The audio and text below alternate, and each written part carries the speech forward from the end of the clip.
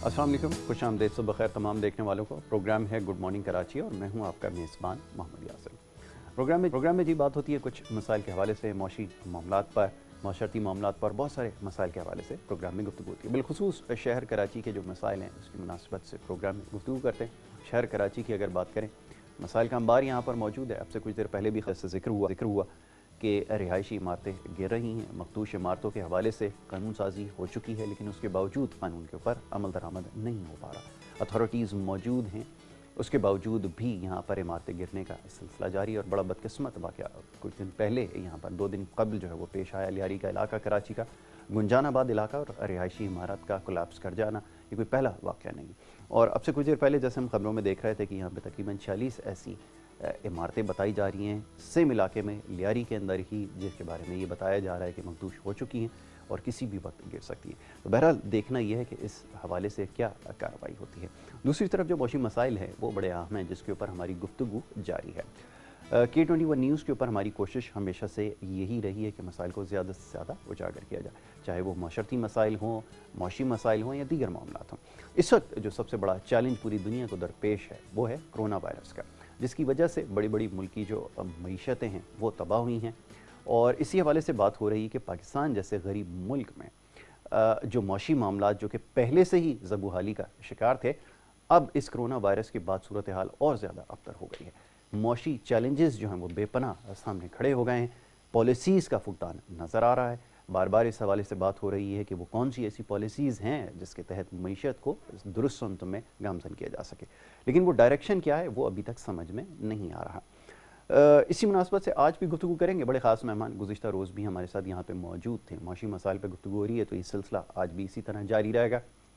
कोशिश ये करेंगे कि आपकी कॉल्स को भी प्रोग्राम में शामिल करें। जैसे कल हम ख़ास तौर पे प्राइस कंट्रोल के हवाले से बात कर रहे थे कि जो मैकेनिज़्म है, जो प्राइस लिस्ट जारी की गई है, जो परचून के रेट यहाँ पर हैं, जो ओपन मार्केट के अंदर, जो होलसेल मार्केट के अंदर जिस तरह के प्राइसेस जिसके बारे में बताया जा रहा है कि चीज़ें यहाँ पे फ़रोख्त होनी चाहिए, पे सबसे बड़ा मसला इस वक्त जो है वो ये कि जो अशिया खुर्द-ओ-नोश हैं उसकी भी किल्लत यहाँ पर नज़र आ रही है। और फिर माह मुबारक में जिस तरह हमने देखा कि महंगाई ने सर उठाया, हमेशा की तरह इस दफ़ा भी।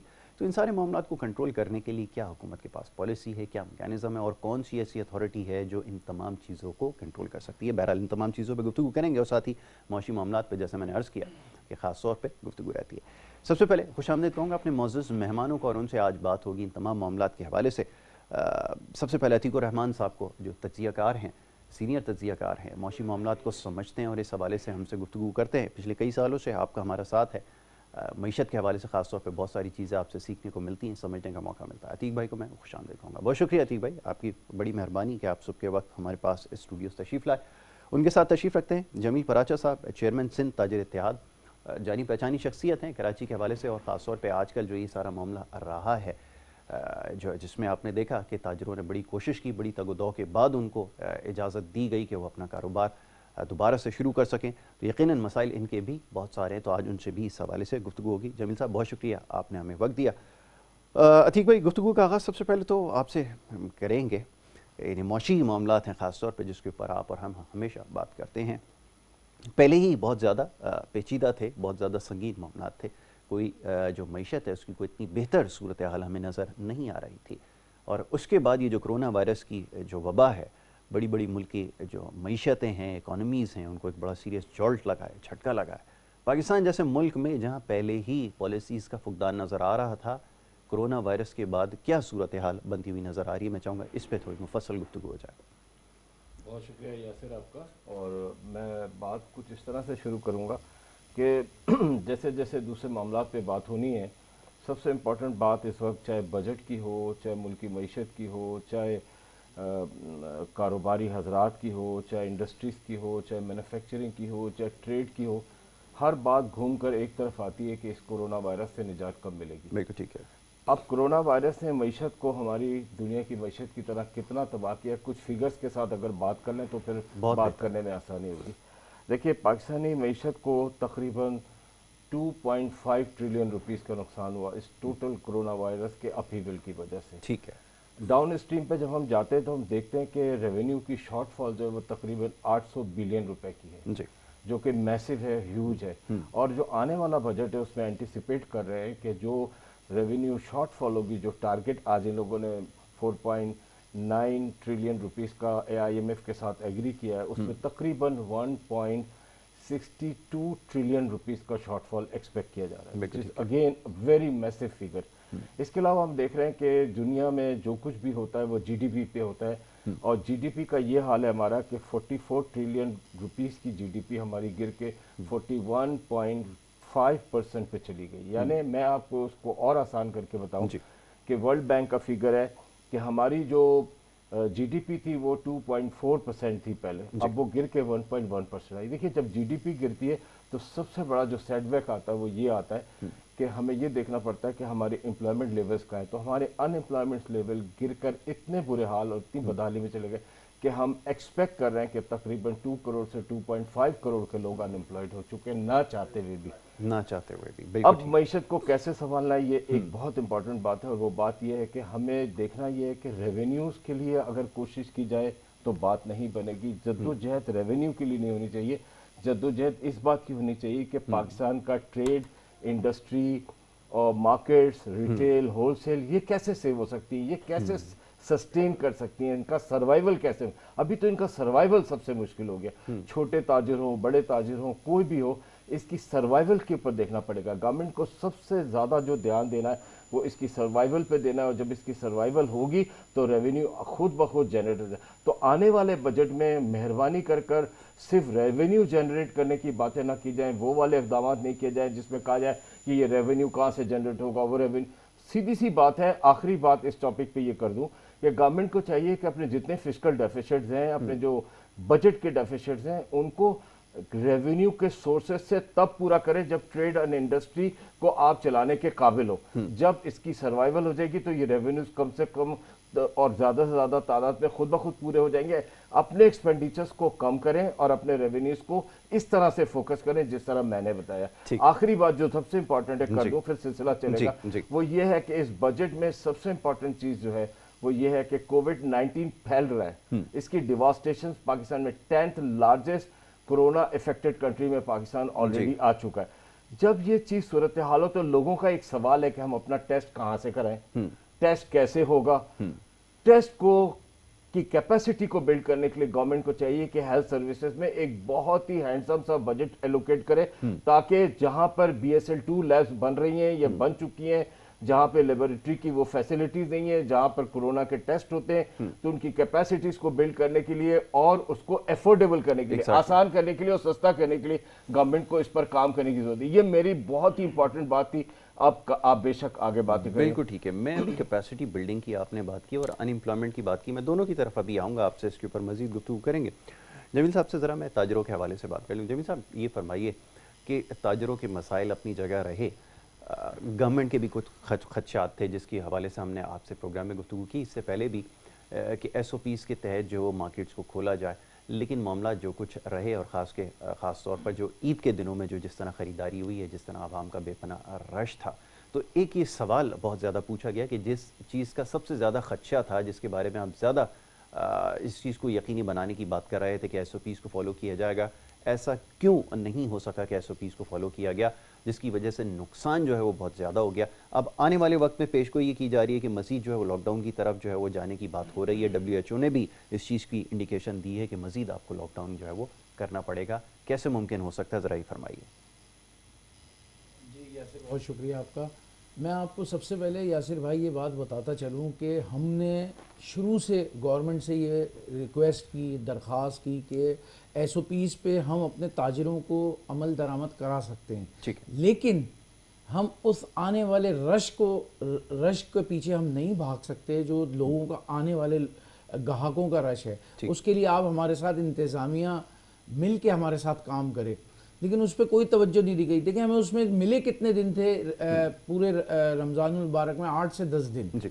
उन 8 से 10 दिन में अब आप बताएं कि जो लोगों का हदफ था वो, फिर आपने सबसे पहले ये करा कि तमाम बड़े शॉपिंग मॉल्स बंद कर दिए, जिसका नुकसान ये उठाना पड़ा कि तमाम रश जो था वो मार्केटों में आके गिर गया। और उस रश को हमारे लिए तो नामुमकिन था। एक आम आदमी अगर किसी 10-20 लोगों को रोकना चाहे वो नहीं रोक सकता। अगर इंतज़ामी उमूर में से یہ سمجھ لیں ایک کوئی لاٹھی لے کے بھی کھڑا ہے نا تو اس کا ایک پریشر ہوتا ہے کہ وہ وردی پہن کے کھڑا ہے, تو اس کی وجہ سے اگر آپ وہاں پہ کچھ لوگوں کو کھڑا کرتے, ہمارے ساتھ مارکیٹوں میں ہیلپ کرتے, تو ایسا نہیں تھا کہ یہ رش زیادہ بڑھتا. بلکہ میں نے تو یہ بات دیکھی کہ جیسے ہی اعلان ہوا مارکیٹیں کھلنے کا, آپ ہر سال دیکھتے ہیں کہ مارکیٹوں کے باہر کیمپس لگائے جاتے ہیں پولیس کے, رینجرز کے, اور ان کے جتنے امپلائرز ہیں ان کے کیمپ لگتے ہیں مارکیٹوں کے باہر. یہ رضاکارانہ طور پہ خود لگواتے ہیں, اور ہم مارکیٹ والے ہیلپ یہ کرتے ہیں کہ ہم تمام ایسوسیشن مل کے ان کا خرچہ مارکیٹس دیتے ہیں. لیکن وہ جو یہ سمجھ لیں کہ وہ وہاں پولیس کے امپلائرز پولیس والے ہوتے ہیں یا رینجرز والے ہوتے ہیں یا مزید ان کے لوگ ہوتے ہیں, اس سے کیا ہوتا ہے کہ مارکیٹوں میں کنٹرول رہتا ہے. ہم نے دیکھا جیسے ہی اعلان ہوا کہ مارکیٹوں میں کہ جی کل سے مارکیٹیں کھل رہی ہیں, نہ کوئی پولیس اہلکار مارکیٹوں میں دیکھا گیا, نہ کوئی رینجرز اہلکار دیکھا گیا, نہ کوئی انتظامی امور میں سے کسی کو دیکھا گیا کہ وہ مارکیٹوں میں آ کے زحمت کرتے کہ وہ ہمارے ساتھ مل کے کوئی کام کرنے کی طرف بات کرتے. تو جس کی وجہ سے سب کچھ ہوا. اور پھر کیا ہوا کہ 2 دن بعد 3 دن بعد 2-4 مارکیٹیں سیل کر دی گئیں.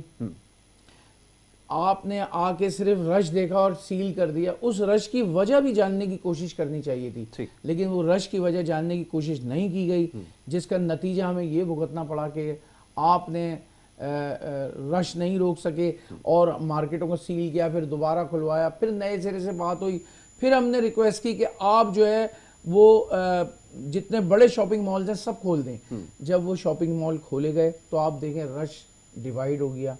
اور آج اب دیکھ لیں کاروباری حالات یہ ہیں, کساد بازاری اور مندی ہر طرف نظر آ رہی ہے آپ کو. آپ دیکھ لیں کہ مارکیٹوں میں سناٹوں کا راج ہے. کوئی دکان ایسی نہیں ہے کہ شاید ایک مارکیٹ کے اندر کوئی ایک گھاک نظر آ رہا ہو تو وہ اب اس پہ کیا ایس او پیز ہوگی آپ مجھے بتائیں. سوائے دکاندار تو ماسک بھی پہنے ہوئے ہیں, سینیٹائزر بھی رکھے ہیں ان کی شاپس پر, گلوز بھی پہنے ہوئے ہیں, لیکن ان کے پاس گھاک نہیں ہے اس وقت. ٹھیک ہے, تو آپ یہ سمجھتے ہیں کہ اب کیونکہ قوت خرید متاثر ہوئی ہے اور وہ ایک مخصوص وقت کے لیے تھا جس وقت رش کا اعلان تھا, اور اس کی بھی وجہ آپ نے بتائی کہ وجوہات یہ تھیں کہ اس وقت وہاں پر تمام لوگوں کو کنٹرول کرنے والا شاید کوئی نہیں تھا, جس کی وجہ سے یہ معاملہ جو ہے وہ مزید سنگین ہو گیا. بہرحال آپ کی جو موقف ہے وہ بھی بالکل درست ہے کہ یہ بھی ایک مسئلہ تھا کہ کیونکہ جزوی طور پہ مارکیٹس کو کھولا گیا تھا اور اس میں بڑی مارکیٹس جو ہیں وہ نہیں کھل سکیں تھیں, جس کی وجہ سے لوگوں کا رش بہت زیادہ تھا. اور عید تہوار کے موقع پر ویسے ہی کیونکہ گہما گہمی زیادہ ہوتی ہے تو اس وقت بھی ان تمام معاملات کو کنٹرول کرنا یقیناً مشکل تھا. بہرحال اس موضوع پر ابھی مزید گفتگو کریں گے. عتیق بھائی آپ کی طرف آؤں گا, ذرا فرمائیے گا کیپیسٹی بلڈنگ کا بھی آپ نے تذکرہ کیا, ان امپلائمنٹ کی آپ نے بات کی. پرائیویٹ سیکٹر جس ملک میں فلرش کرتا ہے, ترقی پاتا ہے, وہاں پر ان امپلائمنٹ کا مسئلہ حل ہوتا ہے. لیکن جہاں پر ایز آف ڈوئنگ بزنس نہ ہو, جہاں پہ بجلی کی قیمت آسان الفاظ میں اگر کہوں جو بہت زیادہ ہو, جہاں پہ لینڈ بہت زیادہ مہنگا ہو, جہاں پہ اور بہت ساری انپٹ مہنگی ہو جاتی ہے, وہاں پر کیسے یہ سب کچھ ہو سکتا ہے, کیسے کیپیسٹی بلڈنگ ہوگی, ٹارگٹس کو کیسے اچیو کریں گے؟ پہلے تو یہ بتائیے کیونکہ تقریباً یہاں پہ 2 کروڑ کے قریب جو ملازمتیں ہیں وہ ختم ہو رہی ہیں, تو یہ ایک بہت بڑا چیلنج ہے حکومت کے لیے, کیسے دیکھ رہے ہیں؟ ایسے بڑا اچھا سوال ہے. اس کو اس طرح سے سمجھ لیتے ہیں کہ ہم نے دیکھنا یہ ہے کہ ہمارا جو کیپیسٹی بلڈنگ ہے وہ کہاں پہ انجر ہو رہا ہے. کیپیسٹی بلڈنگ جو ہمارا انجر ہو رہا ہے وہ سب سے زیادہ ہماری کاسٹ آف پروڈکشن کی وجہ سے ہو رہا ہے. دیکھیے کاسٹ آف پروڈکشن جب مہنگی ہوگی تو اینڈ یوزر کو چیز مہنگی ملے گی. میں اس کی مثال دیتا ہوں کہ آپ جو را مٹیریل امپورٹ کرتے ہیں, آپ جب اس را مٹیریل پہ آپ نے بے پناہ ڈیوٹیاں لگائی ہوئی ہیں, سیل ٹیکس لگایا ہوا ہے, ایڈیشنل کسٹم ڈیوٹی لگائی ہوئی ہے, ایڈیشنل انکم ٹیکس لگایا ہوا ہے, پھر آپ کے فیڈرل ایکسائز ڈیوٹی ہے, خدا جانے کتنی ساری, اور اس پہ کرب بھی ہے. اور جب اس کو آپ کرب لگا رہے ہیں اور را مٹیریل کی امپورٹ کو روک رہے ہیں, جبکہ دیکھا جا رہا ہے کہ ہماری جو انڈسٹریز اور مینوفیکچرنگ ہے وہ ٹوٹل جو ہے نا ڈیپینڈنٹ ہے آن دی امپورٹڈ را مٹیریل. اس کی مثال میں آپ کو دیتا ہوں, pharmaceutical industry, textile, food items, fertilizer, cement, iron and steel, you just name it, سب کی سب بیس کر رہی ہے آپ کے امپورٹڈ را مٹیریل پہ. جب آپ کی جب امپورٹڈ را مٹیریل پہ انڈسٹری بیس کر رہی ہے اور آپ اس پہ کرب لگائیں گے اور اس پر آپ اتنے سارے ڈیوٹیز اور ٹیکسز ڈالیں گے, تو اس کی لامحالہ وجہ یہ ہوگی کہ کاسٹ آف پروڈکشن جو ہے وہ مہنگی ہو جائے گی. جب کاسٹ آف پروڈکشن مہنگی ہوگی تو اس کا مطلب یہ کہ کیپیسٹی بلڈنگ میں پرابلم آ رہا ہے, ایز آف بزنس نہیں ہے. جب ایز آف بزنس نہیں ہوگا تو لامحالہ جو آپ کی रनिंग इंडस्ट्रीज हैं वो सिक इंडस्ट्रीज बनती जाएंगी। अब मानना और कहना ये है मेरा कि अब आने वाले बजट में जो भी आप रिलीफ देना चाह रहे हैं वो आप सिक इंडस्ट्रीज को दें। मैं इसकी मिसाल इस तरह से दूंगा कि पिछले दिनों रीफाइनेंस स्कीम्स आई स्टेट बैंक की, वो रीफाइनेंस स्कीम्स आई थी for new plant and machinery and new industries. अभी हमें न्यू इंडस्ट्रीज की जरूरत नहीं है, हमें नए प्लांट और उसकी जरूरत नहीं है। बेशक हमें इनोवेशन पे जाना है, लेकिन रीफाइनेंस स्कीम्स वो आनी चाहिए जिसमें आप अपनी सिक इंडस्ट्रीज को रीवैलिडेट करें, रीप्लेनिश करें, उनको दोबारा से चाहें, या सिक बिजनेसेस के लिए कुछ रीफाइनेंस स्कीम्स आनी चाहिए। जब ये सारी चीजें आएंगी तो हमने ये देखा कि जहां गवर्नमेंट को कैश फ्लो है वहां पर ताजिर को भी कैश फ्लो है। पराचा भाई ने जैसे कहा कि इनके ट्रेड को भी कैश फ्लो है, इनका माल नहीं बिका तो इनके पास कैश नहीं है। जब कैश नहीं है तो ये कहां से पे करेंगे, आगे इन्होंने अपनी लाइबिलिटीज कहां से उतारनी, जिसपे सैलरीज एंड वेजेस हैं, काम करने वाले। इसी तरह स्मॉल बिजनेसेस हैं, इसी तरह मैन्युफैक्चरिंग इंडस्ट्रीज है, इसी ट्रेड है। सबसे पहले हमको ये देखना पड़ेगा कि हमारा जो कैश क्रंच है, जो इस कोविड ने हमें एक बहुत बड़े डिलैपिडेटेड स्टेट पे लाके खड़ा कर दिया, जहां पे हम देखते हैं कि हमारे पास जो हमारी फाइनेंशियल सप्लाई चेन है ना वो बिल्कुल तबाह बर्बाद हो गई है। उस फाइनेंशियल सप्लाई चेन को इंप्रूव करने के लिए जहां गवर्नमेंट बोरोइंग करती है अपने लिए, गवर्नमेंट की बोरोइंग से आम आदमी को कोई फायदा नहीं होता, तो बिजनेस को फ्लोरिश करने के लिए वो बोरोइंग को फायदा होना चाहिए। तो ज्यादा से ज्यादा रीफाइनेंस स्कीम्स ऐसी हैं जिसमें लोगों के पास कैश फ्लोज हो, लोग रॉ मटेरियल खरीद सकें, ट्रेड एंड इंडस्ट्री को बढ़ा सकें और आगे बढ़ सकें। कैपेसिटी बिल्ड करने के लिए सबसे बड़ा मशवरा ये है कि आने वाले बजट में ये जो रॉ मटेरियल है इस पर से इन ड्यूटीज को कम से कम 50% कम किया जाए और एटलीस्ट 1 ईयर के लिए कम किया जाए। अगर इसको 1 साल के लिए 50% कम कर देंगे, सेल टैक्स को, इनकम टैक्स को, कस्टम ड्यूटीज को, एडिशनल टैक्सेस को, तो रॉ मटेरियल सस्ता हो जाएगा। जब रॉ मटेरियल सस्ता होगा तो ऑटोमेटिकली कॉस्ट ऑफ प्रोडक्शन होगी और ज्यादा से ज्यादा माल बनेगा और अनएम्प्लॉयमेंट चेक होगी और लोग वापस आएंगे अपने कामों पे। देखिए मैं इसकी एक मिसाल आपको दे दूं, वो मिसाल आपकी फार्मास्यूटिकल इंडस्ट्री। आपके पाकिस्तान की फार्मास्यूटिकल इंडस्ट्री 490 बिलियन रुपीस की है। 490 बिलियन रुपीस की इस बड़ी फार्मास्यूटिकल इंडस्ट्री को जो सबसे बड़ा मसला है वो इसकी इंपोर्ट ऑफ रॉ मटेरियल का और इसकी कॉस्ट ऑफ डूइंग बिजनेस का है, इसकी एक्सपेंसिव रॉ मटेरियल कॉस्ट का। जब आप इसको रिड्यूस करेंगे तो राम मोहल्ला कॉस्ट ऑफ प्रोडक्शन गिरेगी, मेडिसिन सस्ती होगी, आम आदमी को जो महंगी दवाई मिल रही है वो सस्ती दवाई मिलनी शुरू होगी। ये है सारा मसला जिसको देखने की सख्त जरूरत है और इसी में बात निकल गई और मैंने बात कर दी कि कैश फ्लोज को इंप्रूव करने की इस वक्त सख्त जरूरत है। कैश फ्लोज इंप्रूव तभी होंगे जब गवर्नमेंट असिस्ट करेगी, रीफाइनेंस स्कीम्स लाएगी दुकानदारों के लिए, ताजिरों के लिए, स्मॉल बिजनेसमैन के लिए। ये सारे बैकबोन है कंट्री के, इनसे ही चलेगा, इनकी तरफ ध्यान देना पड़ेगा। ठीक है, अच्छा आपने 2-3 बल्कि काफ़ी चीज़ों की यहाँ निशानदेही कर दी है, इसको अभी एलाबरेट करेंगे, इसके ऊपर अभी मज़ीद गुफ्तगू करेंगे इस हवाले से कि कैसे मुमकिन है कि जो सिक्लिकल यूनिट्स हैं इनको जो है मज़ीद इनके लिए कोई प्लान लेकर आया जाए। क्या इस मसले का हल, ये जो बीमार सनतें हैं, प्राइवेटाइजेशन है, इसके ऊपर भी क्योंकि ये सियासी मामला अब बन चुके हैं, इसके ऊपर गुफ्तगू हो रही है, इसको ज़रा समझने की कोशिश करेंगे। और ताजरों के मसाइल के हवाले से जैसे गुफ्तगू हो रही है, अनएम्प्लॉयमेंट का एक बहुत बड़ा मसला है और ये जो छोटे ताजिर हैं ज़ाहिर है इनके पास भी बहुत सारे मज़दूर काम करने वाले लोग हैं, ये कैसे बर्दाश्त करेंगे उनके अखराजात को और उनके जो सैलरी वगैरह के इशूज़ हैं उसको कैसे रिजॉल्व करेंगे। इसके ऊपर गुफ्तगू करते हैं, एक छोटी सी ब्रेक ले रहे हैं, वापस आएंगे। आप देखते रहें गुड मॉर्निंग कराची।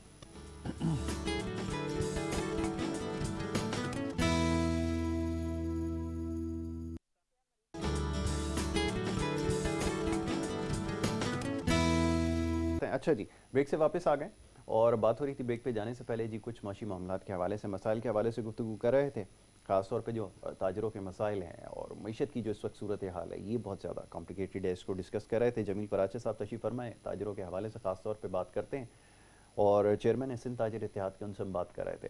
जमील साहब ये फरमाइएगा कि ये जो मामलात रहे अभी जो गुज़िश्ता दिनों हमने देखा माह मुबारक में कि दुकानों के खुलने के हवाले से कोई पॉलिसी वज़ा नहीं हो पा रही थी, कभी आपकी मुलाकात जो है वो वफाक के नुमाइंदे गवर्नर सिंध से हो रही है, कभी आपकी मुलाकात जो है वो सिंध के नुमाइंदों से हो रही है, ये पता नहीं मुलाकात हुई या नहीं हुई, वो तो अभी आपसे जानने की कोशिश करेंगे।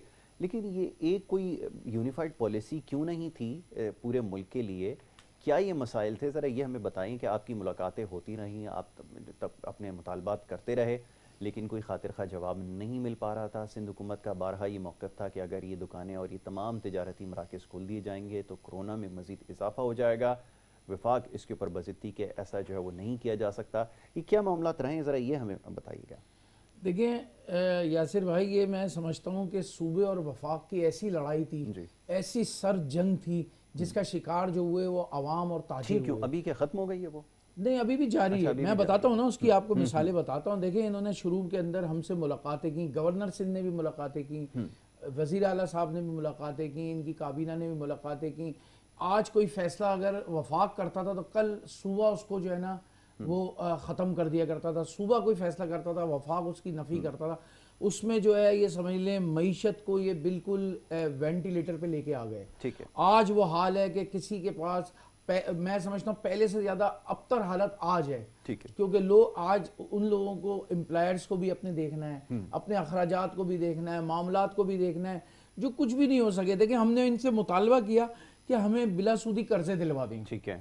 جس سے جو ہے لوگوں کی بیک بون جو ہے نا ذرا سیدھی ہو جائے گی اگر آپ جو ہے وہ بلا سودی قرضے دلوائیں گے. جس پر وفاق اور صوبے نے دونوں نے کہا کہ ہم بلا سودی قرضے دلائیں گے. 2 دن رک جائیں، 8 دن رک جائیں، 20 دن رک جائیں.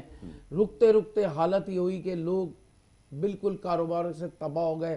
آج وہ حال ہے کہ 40% دکاندار اپنی دکانیں بند کرنے کے لیے تیار ہیں. اس کی وجہ یہ ہے کہ ان کے پاس کیش فلو نہیں ہے. جیسا عتیق بھائی نے بھی فرمایا کہ کیش فلو کا معاملہ ہے سارا کا سارا. کیش ہے ہی نہیں تو وہ کیا کرے گا؟ کیا اپنا مال کھائے گا؟ یا وہ اب جن کے پاس وہ مال تھے موجود اس سیزن پہ بکنے والے، سمر کا سیزن تھا، سمر میں بکنے والے مال اب کیسے آگے سردیوں میں بکیں گے؟ آپ یہ بتائیں نا. تو یہ بہت بڑا ایک فالٹ ہوا ہے جو میں سمجھتا ہوں کہ اس کی تمام تر ذمہ داری یہ حکومتی لوگوں پہ آتی ہے، جو وفاق اور صوبے دونوں پہ اس کی ذمہ داری آتی ہے. اگر سنجیدگی کے ساتھ معاملات کو دیکھ کے اگر یہ 1 مہینے بعد ہی دکانیں کھول دیتے، پورا مہینہ رمضان کا کاروبار کا دیتے لوگوں کو، تو آج لوگوں کے پاس اس کیش فلو کی کمی نہ ہوتی. اور پھر ہم وفاق کو یا صوبے کو جو ٹیکسز دیتے وہ دینے کے قابل بھی ہوتے. اب تو آج ہمارے پاس اس قابل ہی نہیں کہ ہم وفاق کو یا صوبے کو ٹیکس دے سکیں. 1 سال کے لیے اس بجٹ کے اندر ہم یہ مطالبہ کرتے ہیں کہ 1 سال کے لیے آپ پہلے تو انکم ٹیکس کے تمام معاملات ختم کر دیں، مستثنی قرار دیں اسمال انڈسٹری اور اسمال ٹریڈرز کو کہ وہ 1 سال تک ہم کسی بھی قسم کے ٹیکس دینے کے قابل ہی نہیں ہیں. 3 مہینے آپ نے ہمارے پک سیزن کے ہمارے کاروبار بند کر دیے. آج پھر آپ ہم سے کیسے امید کر سکتے ہیں کہ ہم آپ کو پھر وہ ریونیو ہم سے جنریٹ کریں گے؟ آپ کیسے جنریٹ کریں گے جب ہمارے پاس ریونیو ہے ہی نہیں؟ بالکل ٹھیک ہے. آپ نے اپنی صوبے اور وفاق کی لڑائی میں تباہ کر دیا تاجروں کو. آپ نے صوبے اور وفاق کی لڑائی میں تباہ کر دیا اس معیشت کو. آپ نے ایک وفاق ایک اعلان کرتا ہے کہ جی ہم نے جو ہے وہ 75 ارب روپے کی ایک اسکیم نکالی ہے جس کے تحت کے الیکٹرک کے یا کے ای ایس سی کے بل جو ہے وہ جو ہے نا بجلی کے بلوں میں جو ہے نا کمی کی جائے گی، ان کو ہاف کر دیا جائے گا یا ختم کر دیا جائے گا. آج تک مجھے بتائیں، میں کراچی میں بیٹھا ہوں، آپ بھی بیٹھے ہیں، میں پورے پاکستان سے ان کی خبریں لیتا ہوں. مجھے بتائیں کراچی میں ایک بل بتائیں، میرے گھر کا بل آیا ہے 9,000 کا، اور اس کے بعد یہ بھی لکھا ہوا آ رہا ہے کہ جی اگر یہ ڈیو ڈیٹ پہ نہیں بھرا تو 11,000 کا ہو جائے گا. اس کا مطلب ہم پہلے 1,000 روپے زیادہ دیتے تھے، آج ہمیں 2,000 روپے لینے پہ مجبور کیا جا رہا ہے کہ اگر آپ نے ڈیو ڈیٹ پہ نہیں بھرا تو وہ 2,000 روپے زیادہ لیے جائیں گے. یہ کیسی ستم ظریفی ہے بتائیں نا. حکومت وہاں بیٹھ کے، وفاقی حکومت کوئی آرڈر چلاتی ہے اور وہ جھوٹی باتیں ہیں ساری. ہمیں تو آج تک جھوٹ کے علاوہ کچھ بھی نہیں ملا. میں سمجھتا ہوں فی الفور ان چیزوں کو دیکھنے کی ضرورت ہے عمران خان صاحب کو بھی، کہ خالی بیٹھ کے آپ نہ حکومت شاہی نہ چلائیں، آپ اس چیزوں کا معائنہ بھی کریں جو چیزوں کے اعلانات آپ کر رہے ہیں، کیونکہ وہ عوام تک، تاجروں تک وہ چیزیں نہیں پہنچ رہی ہیں بلکہ اور ان کو تنگ کیا جا رہا ہے، پریشان کیا جا رہا ہے. آپ یقین کریں اس وقت تاجر اس حال میں ہے کہ تنگ آمد جنگ آمد. ہم ہر طرح کی جنگ کرنے کے لیے تیار ہیں. ہم نے جب آپ نے ہم سے کہا کہ کرونا کے لیے 1 ہفتے پہلے پوری پاکستان سے پہلے کراچی کو بند کرا دیا گیا، سندھ کو بند کرا دیا گیا، ہم نے اس پہ بھی اکتفا کیا. چلے کوئی بات نہیں، ہم حکومت کا ساتھ دینے کے لیے تیار ہیں. لیکن یہ حکومت نے ہمارا ساتھ دیا ہے کہ آج ہمیں اس تباہی کے دھانے پہ لا کے کھڑا کر دیا. صوبائی حکومت یقین دلاتی ہے ہم آپ کو کمپنسیٹ کروائیں گے، وفاقی حکومت کہتی ہے کہ ہم آپ کو قرضے دلوائیں گے. کہاں ہیں وہ قرضے، کہاں ہے وہ کمپنسیشن جو ہمارے لیے ہونے والا تھا تاجروں کے لیے؟ یہ سب ایک ڈھونگ ہے رچایا ہوا جو میں سمجھتا ہوں سب سے زیادہ اس میں پاکستان میں معیشت کو تباہ کرنے کی یہ سازش ہے. जिस मुल्क को तबाह करना हो पहले उसकी मईशत को तबाह किया जाता है। तो ये वही साजिशें जो पाकिस्तान के साथ हो रही हैं, और इसमें अब हम सबको मिलजुल कर काम करने की ज़रूरत है। अगर आज भी हुकूमतों ने, सूबाई हुकूमत हो या वफाकी हुकूमत हो, इसमें हमारा साथ नहीं दिया, इसमें देखभाल नहीं की, तो आप यकीन करें कि इस हुकूमत को वो इस मईशत को कोई बचा नहीं पाएगा, नहीं बचा सकेगा। ठीक है, आपने निशानदेही की और ये बात बिल्कुल दुरुस्त है कि जो बड़े ममालिक हैं, बड़ी मईशत हैं, उन्होंने सबसे पहले एक कोशिश ये की कि जो शरह सूद थी उसको कम किया जाए और तकरीबन ख़त्म कर दिया जाए ताकि कर्ज़ का जो हसूल है वो आसान हो सके। और दूसरी तरफ इस चीज़ को यकीनी बनाया गया कि जो बैंक्स हैं ये आसान कर्ज़े दें उन लोगों के जिनको कारोबार में नुकसान हुआ है, जिसके बाद ये चीज़ मुमकिन हो सकेगी कि वो अपना कारोबार जारी रख सकें। तो ये पॉलिसी का हिस्सा रहा है। इसके ऊपर अभी मज़ीद गुफ्तगू करेंगे। अतीक साहब, ये फरमाइएगा कि जैसे मार्कअप की भी बात हुई, तो ये तो पॉलिसी का हिस्सा रही। जो बड़ी मईशतें थी उसके अंदर हमने देखा कि उन्होंने इस चीज़ को हमेशा से मेक श्योर किया, और वहाँ पे शरह सूद शायद इतना ना हो जितना पाकिस्तान में रहा, तारीख की बुलंद तरीन सतह पर रहा, सिंगल डिजिट के अंदर लाकर अब 8% के ऊपर भी समझता है कि हमने कोई बहुत बड़ा काम किया। बहरहाल कहने का मकसद ये कि आसान कर्ज़ों का जब तक हुसूल मुमकिन नहीं हो सकेगा तो ये जो स्मॉल इंडस्ट्री है ये कैसे ग्रो करेगी। दूसरी तरफ आपने कुछ सिक्लिकल यूनिट्स की बात की थी, तो ये प्लान में कैसे शामिल हो सकता है कि जो कैश स्टार्विंग जो आपकी इकॉनमी है उसमें इन जो सिक्लिकल यूनिट्स हैं इनको मज़ीद कोई बेल आउट प्लान दिया जाए, कोई दोबारा से रीफाइनेंसिंग हो, कैसे मुमकिन है? ज़रा ये समझा दें हमें कि गवर्नमेंट कैसे इससे जान छुड़ा सकती है। देखिए, सबसे पहले तो हम ये बात कर लेते हैं कि कैश फ्लोज की बात हो रही है, सबसे इम्पोर्टेंट है।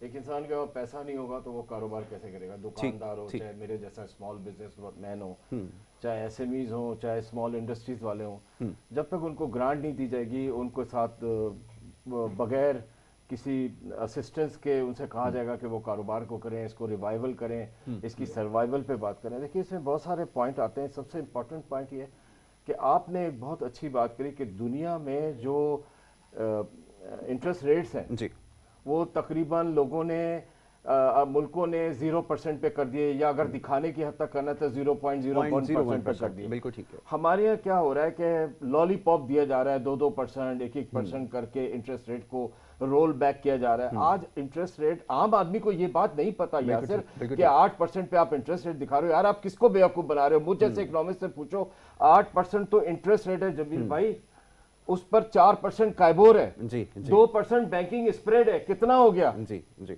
8 और 4 12 और 14% पे आप एक्सेस टू फाइनेंस करेंगे। आज इनके पास पैसा नहीं है, मेरे पास पैसा नहीं है, कारोबार में इंडस्ट्री चलाने के लिए पैसा नहीं है, रॉ मटेरियल खरीदने के लिए पैसा नहीं है, लोगों को अपनी लोगों की तनख्वाहें देने के लिए पैसा नहीं। आप बैंक की तरफ देखते हैं, दूसरे मुल्कों में 0% पे इंटरेस्ट रेट कर लिया, आपने बैंक के तफसीलात को पूरा किया और आपने लोन लेकर के अपना वक्त को पूरा कर लिया, और जब आप कमाएंगे तो चलो 6 महीने बाद, 1 साल के बाद आप उसको पे कर देंगे, आप पर कोई बहुत बड़ा इंटरेस्ट नहीं लगा हुआ होता।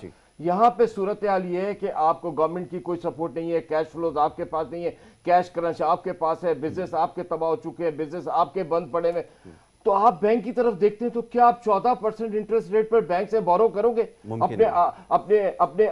अपना रॉ मटेरियल खरीदने के लिए, या अपना माल खरीदने के लिए, या अपने काम करने वाले को तनख्वाह देने के लिए? कैसे पॉसिबल है? ये कौन सी पॉलिसीज चल रही है हमारे यहाँ? सही बात है, ये फेडरल की और प्रोविंसेस की लड़ाई ने इस बिजनेस को बिल्कुल तबाह करके रख दिया। क्या चाह रहे हैं मुझे नहीं समझ आ रहा।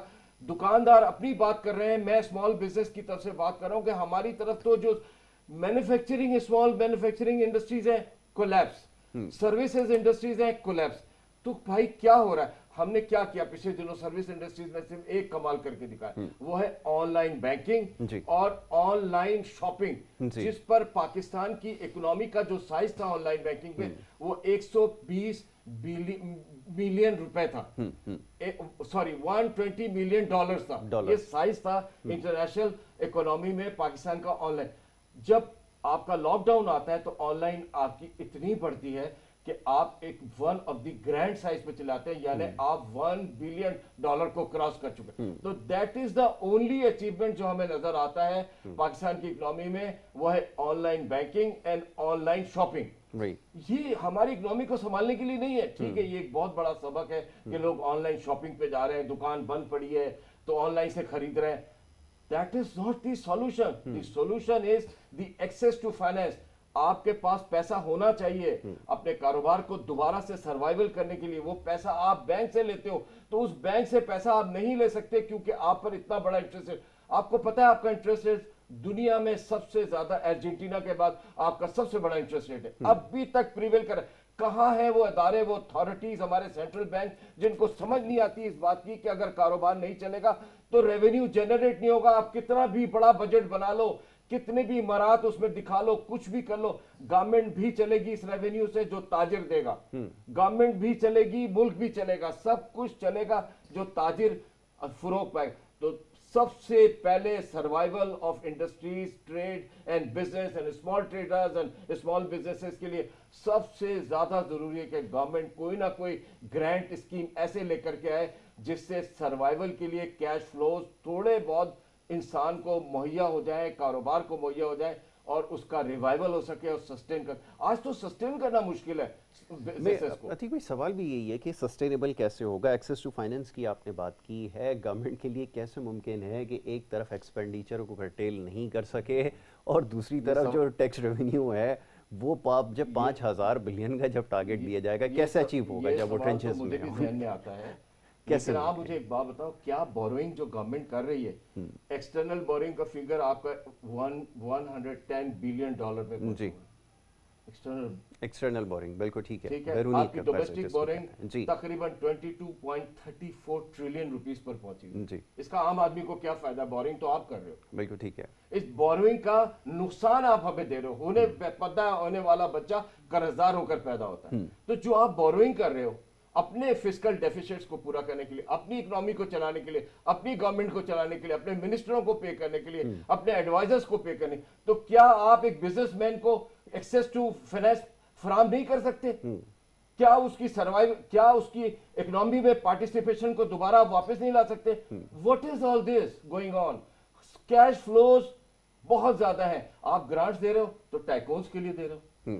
آپ پچھلے دنوں جتنی آپ کی ری فائنینس اسکیمز آئی ہیں سب ٹیکونس کے لیے. آپ کہتے ہیں جی آپ نے ایس ایم ایز کے لیے ری فائنینس اسکیم نکالی. کیا یار 200 ملین روپیز, 20 کروڑ روپے, 500 ملین روپیز, 50 کروڑ روپے کی جو سیلری ویجز دیتے ہیں ان کے لیے آپ نے ری فائنینس اسکیم. جو 5 لاکھ سے 15 لاکھ روپے سیلری دیتے ہیں ان کے لیے ری فائنینس اسکیم کہاں ہے جی؟ اس کا مطلب ہے آپ نے اسمال ٹریڈرز کو بھی نیگلیکٹ کیا, اسمال بزنسز کو بھی نیگلیکٹ کیا جو کہ بیک بون 1.5 کروڑ ہیں, تقریباً 1.5 سے 2 کروڑ اسمال بزنسز پاکستان میں, سب نیگلیکٹ ہو گئے.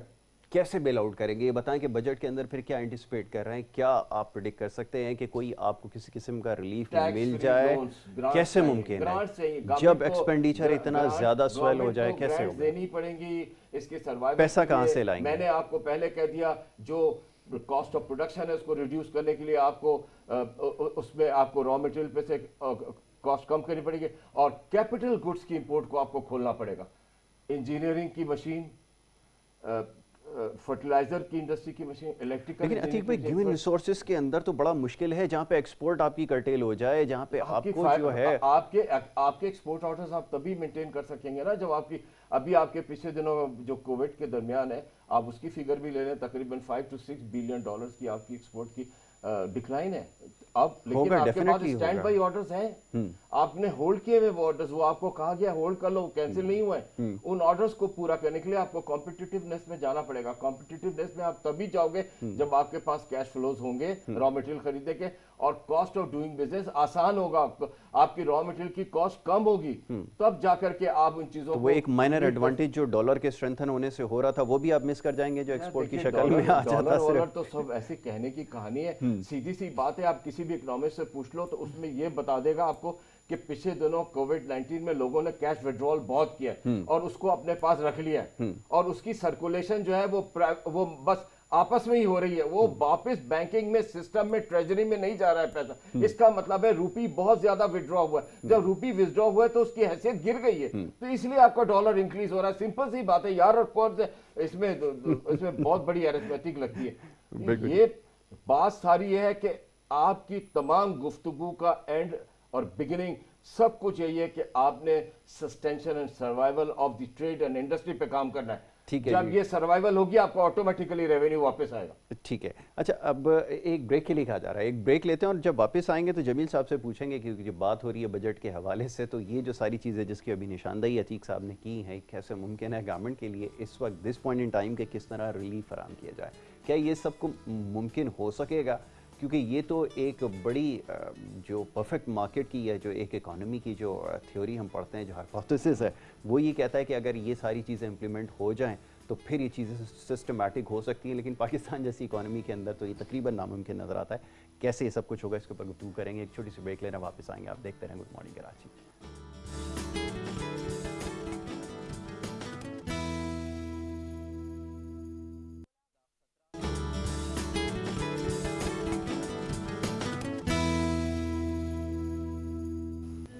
پروگرام میں ایک دفعہ پھر آپ کو خوش آمدید کہیں گے. بریک پہ جانے سے پہلے جی گفتگو ہو رہی تھی اور بات ہو رہی تھی مسائل کے حوالے سے, معاشی مسائل کے حوالے سے. بجٹ کیونکہ قریب ہے, کیا امیدیں ہیں بجٹ سے, اور غریب آدمی کا بجٹ یہ اصطلاح استعمال ہوتی ہے, کس حد تک درست ہے؟ کیا غریب آدمی کے لیے کچھ بجٹ میں ہوتا ہے؟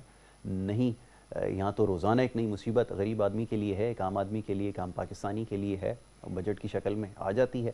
جو پیٹرول کی قیمتیں کم ہوئی ہیں تو اس وقت حال یہ ہے کہ پاکستان کے جو تمام چھوٹے بڑے شہر ہیں, پیٹرول کی قلت یہاں پہ پیدا ہو گئی ہے. وجہ ابھی تک تاحال معلوم نہیں ہو سکی ہے کہ یہ ایشو ہے کیا, سپلائی سائڈ کا ایشو ہے یا اور کوئی مسئلہ ہے.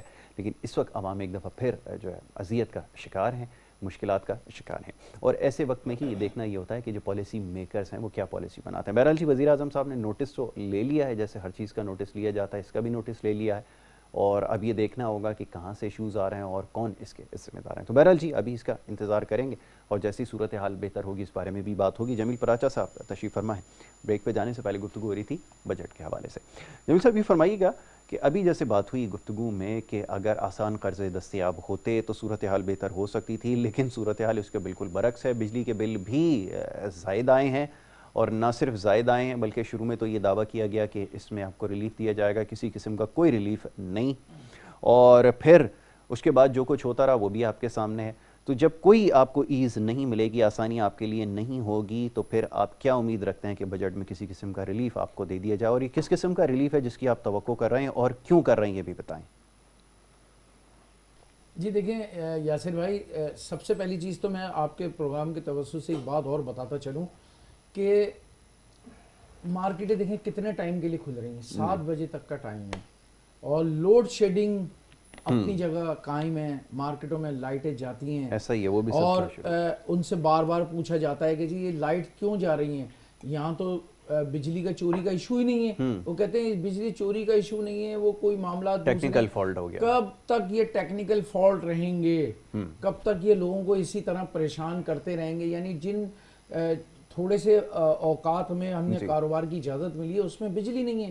آپ دیکھیں مارکیٹ میں کاروبار کیسے ہوگا, اندھیروں کا راج ہوتا ہے, سناٹے بڑھتے جا رہے ہیں. گرمی کے ٹائم میں کوئی گاہک گھر سے نہیں نکلتا ہے شام سے پہلے.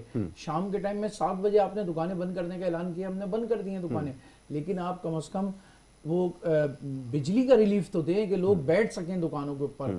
آپ دیکھیں دکانوں کا, چھوٹی چھوٹی مارکیٹیں ہیں, چھوٹی چھوٹی دکانیں ہیں, ان میں کیا حال ہوتا ہے. آگے ذرا ایک دفعہ کم از کم انتظامیہ تو ہر کام کے لیے آگے بڑھتی ہے. حکومت سندھ سے میں کہتا ہوں کہ آگے کم از کم دیکھیں اور یہ رپورٹ بنا کے وفاق کو بھیجیں کہ کیا حال ہے لوگوں کا مارکیٹوں کے اندر. لیکن کوئی پرسان حال نہیں ہے. کس کی بکری کون چرائے کھلائے چارہ والی مثال ہے کہ وہ کوئی اس کو ایکسیپٹ کرنے کو تیار نہیں ہے کہ یہ غلطی کس کی ہے. دوسری چیز یہ ہے کہ بجٹ سے ہم کیا امید رکھیں, اس بجٹ سے جس بجٹ کے لیے ہمیں کچھ دیا ہی نہیں گیا.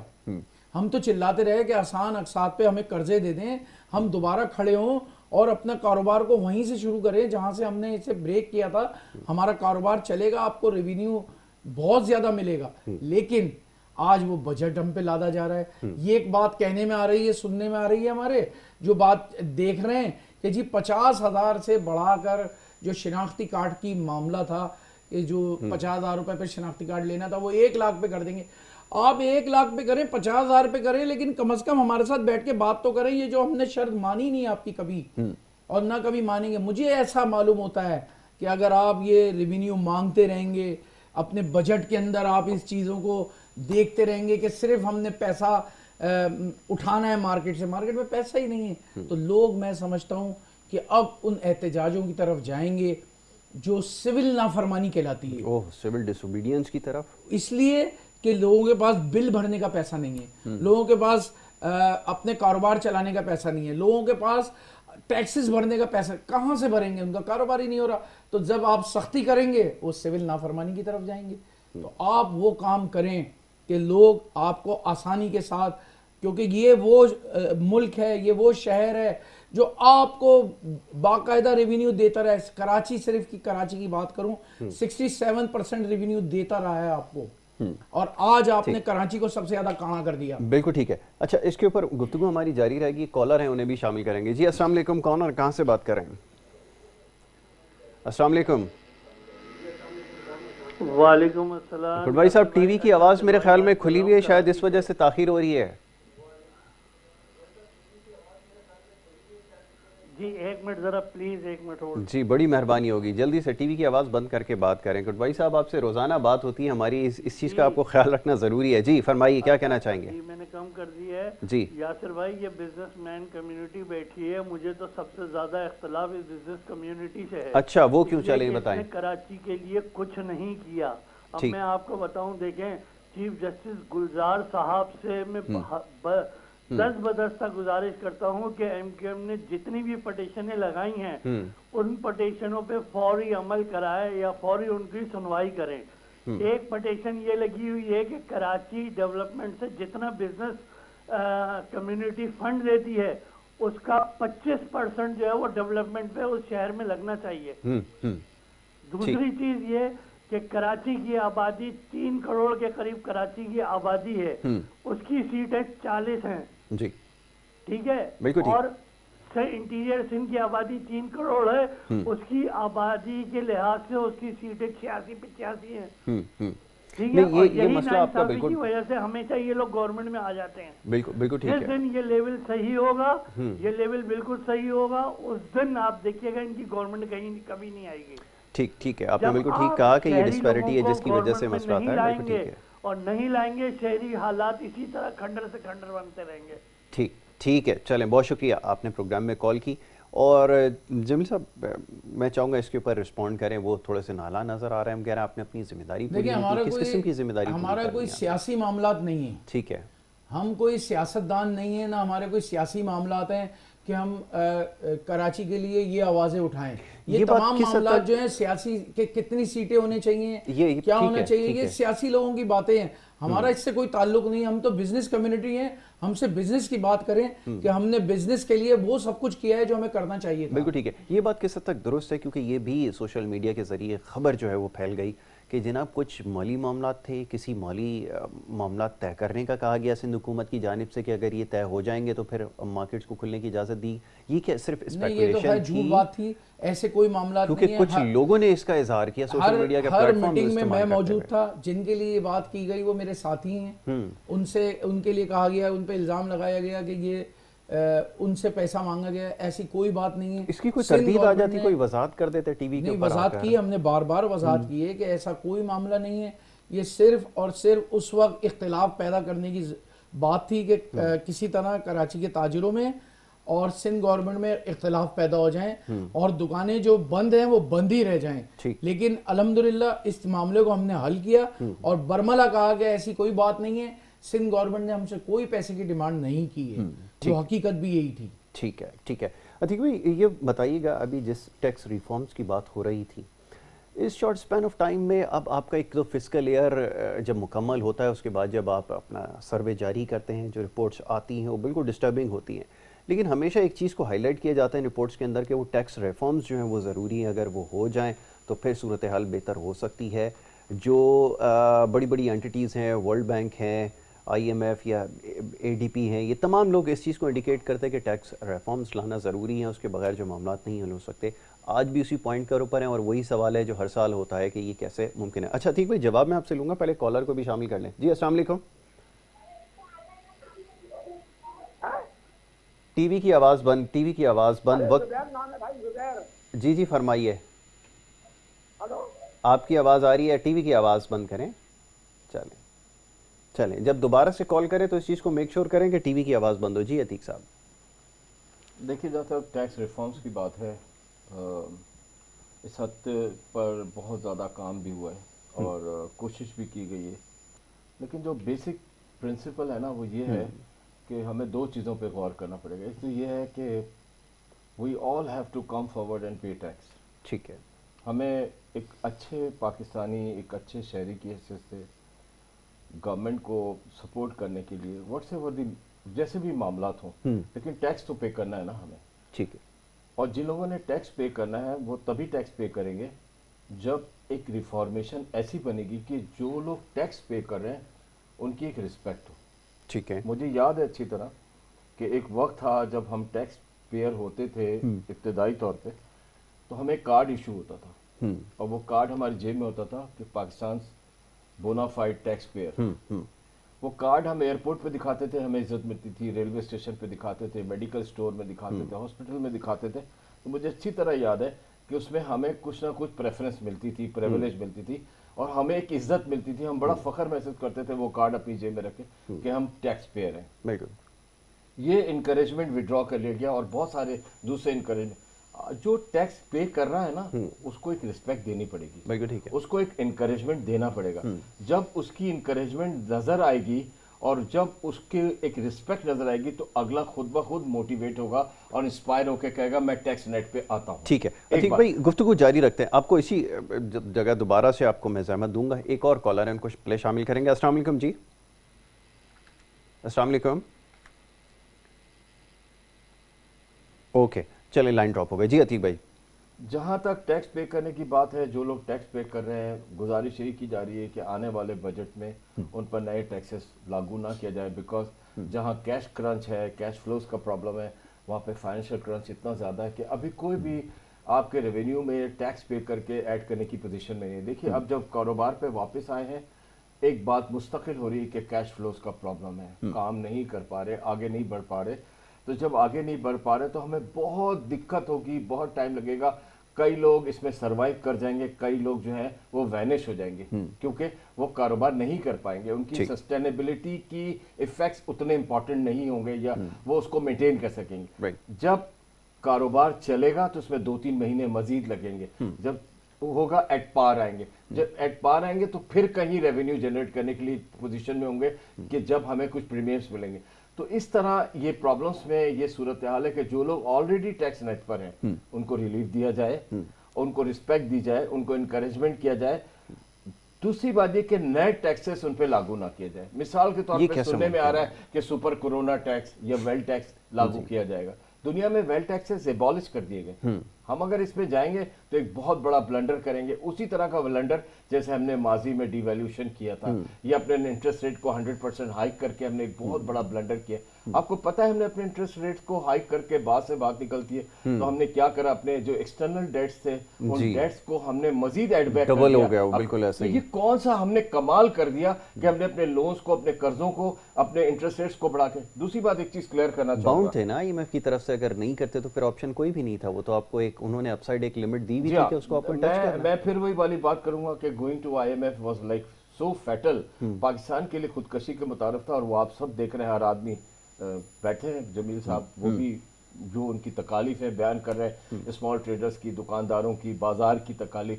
یہ ساری تکالیف اسی لیے ہے نا کہ آپ نے یوٹیلیٹی کے ریٹس دنیا میں ہوش شربا بڑھا دیے. بجلی کا بل اتنا ریٹ, کمرشل ٹیکس, فلانا ٹیکس, ایڈجسٹمنٹس پرانے. آج آپ کا سرکولر ڈیٹ کہاں کھڑا ہے بھائی؟ کیوں؟ آپ کے پلانٹس تو بن گئے ہائیڈرو پاور سے پہلے, اب آپ کے کول فائرڈ پلانٹس ہیں. کول فائرڈ پلانٹس کی وجہ سے آپ کی ساری انوائرمنٹ ڈسٹرب ہوئی تھی, لیکن وہ بھی قوم برداشت کری تاکہ کسی طرح جو ہے نا ٹیرفز کم آئے. جب ٹیرفز کم ہوں گے تو جا کر چیزیں اچھی ہوں گی. یہاں پہ تو ٹیرفز بھی اتنے زیادہ ہیں. تو جب آپ اتنے بڑے بڑے ٹیرفز کے ساتھ کام کرو گے, اتنے سارے ٹیکسز لگاؤ گے, تو پھر ایک انکریجمنٹ ایک ٹیکس پیئر کو نہیں ملنے والی. جب نہیں ملنے والی تو دوسرا جو ٹیکس نیٹ میں آنا چاہتے ہیں وہ آٹومیٹیکلی انکریج نہیں ہو رہا, وہ ڈسکریج ہو رہا ہے. ٹھیک ہے, یہ ممکن کیسے ہوگا؟ جمیل صاحب یہ بتائیے گا کہ اگر خدا نہ کرے کوئی اگر اسمال جو ٹریڈر ہے یا تاجر ہے اگر کولیپس کر جاتا ہے, اور جس طرح کی اس وقت سچویشن ہے, گاڈ فاربڈ اگر اس طرح کی کوئی بات ہوتی ہے کیا باؤنس بیک کر سکے گا, دوبارہ اسٹیبل ہو سکے گا, دوبارہ کھڑا ہو سکے گا, اپنے بزنس کو دوبارہ ٹھیک کر سکے گا آپ کے خیال میں؟ نہیں کر سکے گا. جو پوزیشن اس وقت ہے, لوگ اصل میں جو دیکھیں نا, حکومت نے کوئی اس وقت ہیلپ نہیں کی تاجروں کی. اس کی وجہ سے ہوا کیا کہ لوگ قرضے لے کے اپنے گھروں کے اخراجات چلاتے رہے. میں نے ہمیشہ یہ بات کی ہے, آپ نے سنا ہوگا پہلے آپ کے پروگراموں میں بھی بتایا کہ ہمارے پاس اتنا سرمایہ نہیں ہوتا ایک چھوٹے تاجر کے پاس کہ وہ مہینہ 2 مہینے یا 3 مہینے گھر بیٹھ کے کھا لے. اس کے پاس تو اتنا سرمایہ ہوتا ہے کہ وہ روزانہ کام کرے گا, ڈیلی ویجز کی طرح وہ کام کر کے اس کا جو پروفٹ ہوگا وہ اپنے گھر لے جائے گا, اور جو اس کا جو کیپٹل ہے اس کیپٹل سے دوسرا مال خرید لے گا. لیکن یہ باتیں ہم کرتے رہے اور حکومت ایک کان سے سنتی رہی, دوسرے سے نکالتی رہی, کوئی ہیلپ نہیں کی گئی, کسی قسم کی کوئی مدد نہیں کی گئی, سوائے اس کے کہ لاک ڈاؤن میں 10 دن کا اضافہ کر دیا, لاک ڈاؤن میں 20 دن کا اضافہ کر دیا. آپ نے 2 مہینے لاک ڈاؤن کیا, 2 مہینے مستقل دکانیں بند رکھی. اس 2 مہینے کا کیا فائدہ ہوا, ذرا ہمیں وہ بتا دیں کہ اس میں تو کرونا کا جو ریشو تھا وہ نیچے جانا چاہیے تھا نا, وہ تو اور اوپر آ گیا. اور اب آپ ہم سے یہ باتیں کر کے بتا رہے ہیں کہ وہ دن قریب آ رہے ہیں جب ہر گلی ہر محلے میں لاشیں بکری ہوں گی.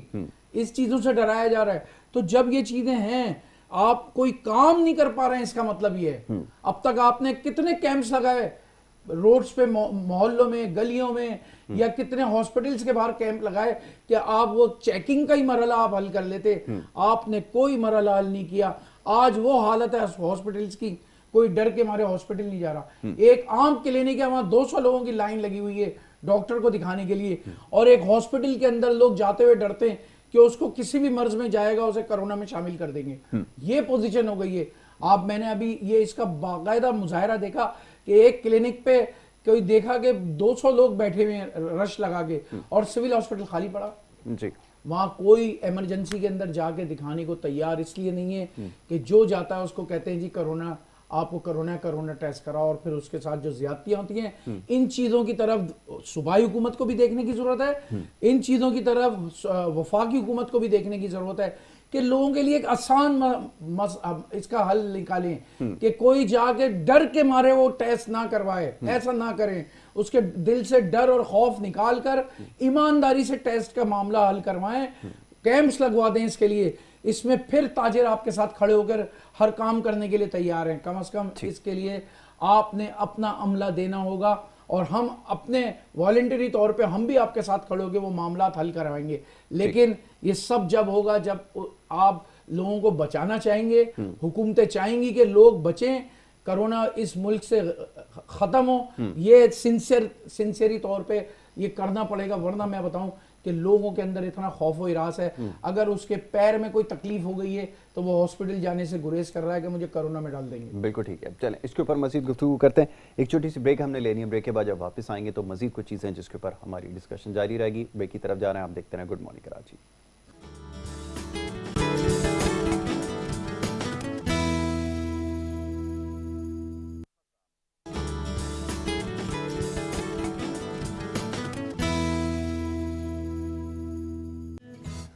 Welcome back once again. آپ دیکھ رہے ہیں پروگرام گڈ مارننگ کراچی, اور بریک پہ جانے سے پہلے جی گفتگو ہو رہی تھی کچھ معاشی معاملات کے حوالے سے, کیسے اس کو بہتر بنایا جائے. اور سوال یہ ہے کہ اس وقت جو صورتحال ہے کرونا وائرس کی وجہ سے, اس کے بعد بڑا مشکل ہے کہ ان تمام چیلنجز کو جو ہے ٹیکل کیا جائے, لیکن اس کے لیے ایک ایسی پالیسی ہونی چاہیے جو دیرپا ہو اور سارے اسٹیک ہولڈرز اس سے متفق ہوں. یہ بڑا مشکل کام ہے, لیکن پھر بھی یہ اس وقت کی سب سے اہم ضرورت ہے. بہت ساری ایسی چیزیں جس کے اوپر سب کا اتفاق ہے, وہ یہ کہ شرح سود کے اندر کمی کی جائے, اور اس میں زیادہ کمی کی جو ہے ضرورت ہے. 1% 1.5% سے اس پہ بات نہیں بننے والی, اور قرضوں کا حصول یقیناً آسان ہوگا تو پھر جو چھوٹے تاجر ہیں, بزنس کمیونٹی کے لوگ ہیں, ان کو تھوڑی سی ایز ملے گی. اور پھر یہ جو انمپلائمنٹ کا ایک بہت بڑا چکر ہے, بلکہ ایک سب سے بڑا سنجیدہ مسئلہ اس وقت بنا ہوا ہے کہ تقریباً 2 کروڑ کے قریب جو نوکریاں ہیں وہ ضائع ہونے کے امکانات ہیں.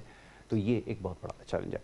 عتیق بھائی, کچھ بات ہو رہی تھی بریک پہ جانے سے پہلے, آپ نے ٹیکسز کے حوالے سے بات کی. اب اس سے پہلے بھی ہم دیکھ چکے ہیں, کوئی نئی بات تو نہیں ہے. ٹیکسز کی جو اشکال یہاں پر موجود ہیں شاید دنیا میں اور کہیں نہ پائی جاتی ہوں, نہ ان کے بارے میں کبھی پڑھا گیا ہے, نہ ان کے بارے میں کبھی کچھ لکھا گیا ہے, لیکن وہ پاکستان میں ساری اشکال موجود ہیں. اب یہ کووڈ-19 کے حوالے سے جیسا بھی آپ نے بتایا کہ امکانات ہیں کیونکہ ایک نیا ٹیکس جو ہے وہ لگا دیا جائے، کیا آپ کی اکانومی اور آپ کے جو لوگ انڈیویجول متحمل ہو سکتے ہیں کہ مزید ٹیکسز کو یہاں پر عائد کیا جائے؟ اور ہسٹری یہ بتاتی ہے، آپ کی اکنامک ہسٹری جو ہے چھوٹی سی، کہ آپ نے سروس سیکٹر کے اوپر جو ہے وہ برڈن ڈالا ہے اور یہی آپ کے پاس ایک آسان راستہ ہے جس کی وجہ سے آپ کی انفلیشن کو بھی ہٹ لگی ہے، اور جب ٹیکسز کی شرح میں اضافہ ہوتا ہے انڈائریکٹ ٹیکسز میں تو آپ کی انفلیشن خود بخود جو ہے وہ اس میں سر جاتا ہے. کیسے آپ کو لگتا ہے کہ کنٹرول ہو پائے گا؟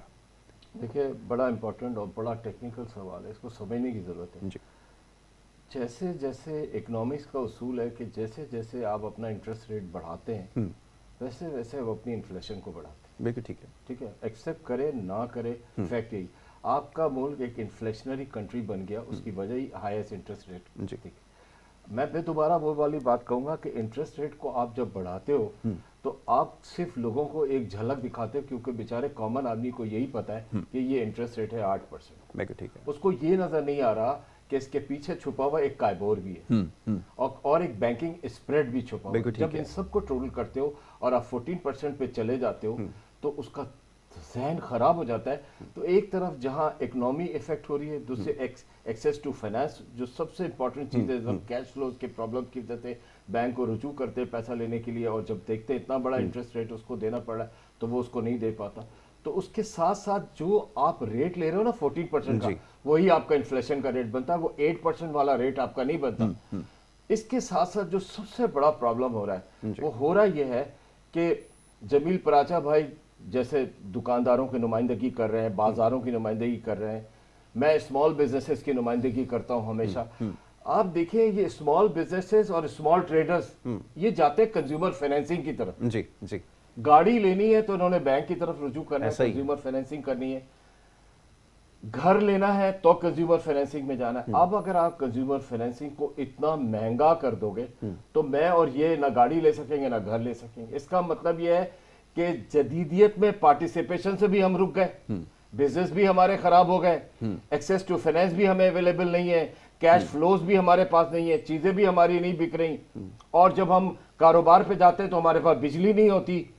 تو یہ سارا کچھ کس طرف لے کے جایا جا رہا ہے؟ آپ نے باتوں میں ایک بات کہی تھی کہ اگر یہ سروائیو نہ کر سکے، سسٹین نہیں کر سکے، ان پہ اسمال بزنسز اور اسمال ٹریڈرز کی بات ہو رہی ہے. جب اسمال ٹریڈرز اور اسمال بزنسز سروائیو نہیں کر سکے تو کولیپس ہو جائیں گے. جب کولیپس ہو جائیں گے تو کیا کسی نے سوچا کہ کل کو اگر یہ کہیں پہ رجوع کریں کہ مجھے نوکری دے دو تو کیا ان کو نوکری بھی مل سکتی ہے؟ اگر ان کو نوکری بھی نہیں مل سکتی جبکہ امپلائمنٹ اس لیول پہ، تو ایک تاجر جس کو آپ اسمال بزنس مین کہتے ہیں، ایک تاجر جس کو آپ اسمال ٹریڈر کہتے ہیں، وہ دونوں کے طور پر جب سروائیول اور سسٹینشن کی لیمٹس کو ختم کر کے کولیپس ہو جاتے ہیں اور جب وہ اس طرف جاتے ہیں کہ وہ نوکری لینے جائیں ان کو نوکری بھی نہیں ملتی، تو آپ بتائیے ان کا کیا حشر ہے؟ اچھا ایک چیز انہوں نے جو کنٹریبیوشن کیا ماضی میں، میرا ایک سوال ہے، انہوں نے جو کنٹریبیوشن کیا اپنے ٹیکس نیٹ میں آ کر ٹیکس پے کر کے گورنمنٹ کی ٹریجریز کو انکریز کر کے، کیا اس کا ریوارڈ ان کو یہ مل رہا ہے کہ وہ ان کو جاب بھی نہ ملے، ان کا بزنس بھی ختم ہو جائے اور اس کے بعد صورتحال یہ بنے کہ ان کے پاس وہ پیسے بھی نہ ہو جس سے وہ گھر میں کھانا کھا سکیں؟ تو کیا یہ کامن مین کی سروائیول کے لیے کیا ایسا کچھ اقدام نظر آ رہا ہے؟ آخر میں بات یہی آتی ہے، میں آپ کی بات کی طرف آتا ہوں، کہ جو شروع ہوئی تھی گفتگو، گورنمنٹ کو ہر حالت میں اسمال ٹریڈرز اور اسمال بزنسز کے لیے کوئی نہ کوئی گرانٹ نکالنی ہی پڑے گی، جس میں کچھ بھی نہیں تو وہ کم از کم 3 مہینے سروائیول کرے. اور وہ گرانٹ میں آپ کو ایک بہت ٹیکنیکل بات بتا رہا ہوں، اس کو پر کوئی کولیٹرل نہ لگائیں، رہن نہ رکھوائیں کہ جی یہ پیالی لے کر آؤ تو اس پیالی کے برابر کا ہم آپ کو لون دیں گے. ایک لون کی اسیسمنٹ ہونی چاہیے کہ اسمال ٹریڈرز کو اتنا لون ملے گا، اتنی گرانٹ ملے گی، یا اسمال بزنسز کو اتنا ملے گا، لیکن اس میں کولیٹرل نہیں ہونا چاہیے. میں پھر کہہ رہا ہوں کولیٹرل دینے کی پوزیشن میں نہیں ہے اسمال ٹریڈر یا اسمال بزنس. کیسے ممکن ہے؟ ذرا یہ تو بتائیں کہ یہ جو پلاننگ اور جو پالیسیز لے کر آئے ہیں، خاص طور پہ جو ہاؤسنگ اسکیم لے کر آئے ہیں کہ جناب 5 کروڑ اس میں شاید گھر تعمیر ہو جائیں گے یا ہاؤس مورگیج فیسلٹی نہ ہو، اور جب ٹریڈ آف ٹیک آپ کی جو ہو وہ بہت ہی لمیٹڈ ہو کیونکہ آپ کا انٹرسٹ اتنا ہائی ہو، تو یہ جو یوتھ کو جو لون دیے جا رہے ہیں، مہاتیر کی پالیسیز کو اڈاپٹ کیا جا رہا ہے، ہاؤس مورگیج کی بات نہیں کر رہا ہے، اور دوسری طرف یہ جیسا بھی آپ نے نشاندہی کی ہے کہ انٹرسٹ ریٹ جو اتنا ہائی ہوگا ایکسٹراڈنری، تو پھر کیسے ممکن ہوگا؟ پالیسیز تو ہوں گی لیکن اگر یہ تمام چیزیں جو اس کی بیسکس ہیں اس کے اوپر کام نہیں ہوگا تو اس سے فائدہ کیسے اٹھا لیں گے؟ ذرا جمیل صاحب سے بھی پوچھ لیتا ہوں. جی جی جی جمیل بھائی کیسے ممکن ہے؟ اس کا سب سے بڑا ڈرا بیک اس لیے آ رہا ہے کہ ہماری گورنمنٹ کے پاس، نہ پروونشل گورنمنٹ کے پاس نہ فیڈرل گورنمنٹ کے پاس گراس روٹ لیول سے ایڈوائزرز نہیں ہے. گراس روٹ لیول سے آپ ایڈوائزرز لے کر آؤ گے، وہ آپ کو بتائیں گے یہ تکلیف ہے ایک دکاندار کی. بھری بھی ہے کیبنٹ کے اندر، ایک جم غفیر ہے، بیٹھنے کی جگہ کرسیاں کم پڑ گئی ہیں. اب اور گراس روٹ لیول سے آپ کے پاس ایڈوائزرز نہیں ہیں. آپ میری بات مانیں، آپ دیکھیں. سر میں تو آپ کی بات سے اتفاق کر رہا ہوں، لیکن یہ جو ایک بھیڑ لگی ہوئی ہے، جمیل صاحب یہ ذرا بتائیے گا کہ ایک اتنی بڑی فوج وہاں پر موجود ہے. بھائی نے بڑی بہت اچھی بات کی ہے کہ گراس روٹ لیول سے جب تک آپ ایڈوائزر نہیں لائیں گے نا، میرا اگر معاملہ ہے میں نہیں بتاؤں گا تو کون بتائے گا مجھے؟ بالکل صحیح ہے. ادھر ٹیکسز کے معاملے پہ ہم نے دیکھ لیا، بتاؤں گا کہ بھائی میرے ساتھ یہ پرابلم ہے، میری پرابلم اس طرح حل کریں، میں اس طرح سے مزید ٹیکسز دے سکتا ہوں، تو وہ بات آپ اس میں شامل کریں. کبھی ایسا ہوتا ہی نہیں ہے کہ آپ تاجروں کو ساتھ ملا کر بجٹ کی تیاری کریں، یا 1 مہینے پہلے یا 15 دن پہلے یا 2 مہینے پہلے آپ پالیسی بنانے سے پہلے تاجروں سے مشاورت کریں. کبھی ایسا نہیں ہوتا. اس کی وجہ یہ ہے کہ سب کے سب جو بیٹھے ہوئے لوگ ہیں نا، اس وقت میں سمجھتا ہوں صرف اپنی جیبیں بھرنے کے چکر میں رہتے ہیں، اور ان کا یہی ہوتا ہے. دیکھیں ابھی ایک لاسٹ ایئر ایک پالیسی بنائی گئی کہ جی ہماری اس میں ایف بی آر کے معاملات ہوئے، ایف بی آر کے لوگوں سے ملاقات ہوئی، شبر زیدی صاحب سے ہماری ملاقات ہوئی. شبر زیدی صاحب نے کہا جی آپ کیا چاہتے ہیں؟ ہم نے کہا فکس ٹیکس کر کے لے لیں. ایک چھوٹا خونچے دار بھی 3000 روپے ٹیکس دے دے گا، اس سے بڑے دکاندار بھی آپ کو ٹیکس دے دیں گے. سب وہ انہوں نے کہا اس کا طریقہ کیسے ہوگا وصولی کا؟ میں نے کہا یہ آپ ایسوسیشن انشاءاللہ آپ کو بتا دیں گے کہ اس کا کاروبار کتنا ہے، اس پہ اتنا ٹیکس لگنا چاہیے. اس میں تھوڑا سا آپ کو عملے کو ہمارے ساتھ ملانا پڑے گا. جو ٹیکس نہیں دے گا وہ اس کی دکان پہ جو ہے وہ اس کا سرٹیفکیٹ آویزہ نہیں ہوگا، اس کو ہم وہیں پکڑ لیں گے. 80 لاکھ تاجر اس ملک کے اندر موجود ہیں جو ٹیکس دینے کے لیے تیار ہیں.